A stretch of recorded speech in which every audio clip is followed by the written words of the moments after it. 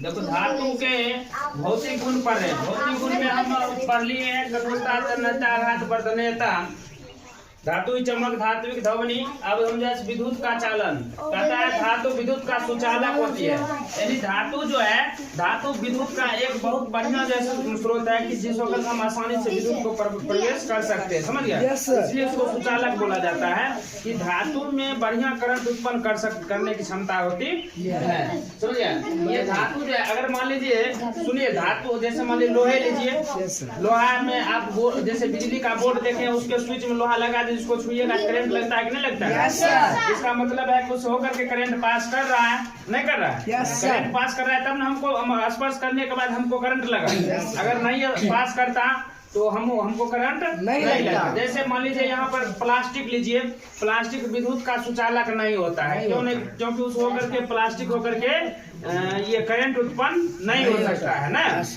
इसलिए धातु जो होती है विद्युत का सुचालक होती है, और धातु के विद्युत चालन गुण को ही हम कहते हैं विद्युत चालन धातु के विद्युत चालन, धातु में जो विद्युत चालन का गुण पाया जाता है उसी को हम कहते हैं विद्युत चालन। क्या कहते हैं? विद्युत चालन। उसके बाद आगे चलिए, उष्मा चालन कहता है धातु उष्मा का भी सुचालक होता है। सुनो, धातु जो होता है उष्मा का भी चालन करता है ना। जैसे आप मान लीजिए कभी कभी देखते हैं, जैसे बर्तन चावल बनाते हैं कि नहीं बनाते हैं? मार लेंगे तो आपको इसके आप मान लो यहाँ पर मान लो ये क्या है, चूल्हा है, क्या ना लग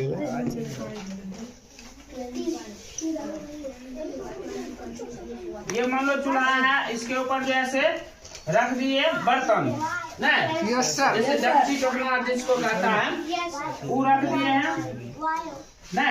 इसके ऊपर आप मान लीजिए जब इसको गर्म करेंगे, चूल्हा होकर के जब गर्म होता है, ये बर्तन जो है से इसमें चावल बनाने के लिए मान लीजिए हम दे दिए, चावल बनाने के लिए दिए। अब इसमें तो चावल जब पूरा खोलेगा, पूरा ताप पर जब गर्म होता है, गर्म होने के बाद क्या होता है, जब ये वाष्प पानी खोलने लगता है, खोलते खोलते जो है वह वाष्प बनकर उड़ता है, वाष्प बनकर उड़ता है। उसी समय आप यहाँ पर मान लीजिए आप एगो चीज रख दीजिए, करछुल या छलनी होता है, इसके ऊपर आप ऐसे करके रख दीजिए। जब रखिएगा तो रखने के बाद क्या होगा जानते हैं कि ये ऑटोमेटिक गर्म हो जाएगा।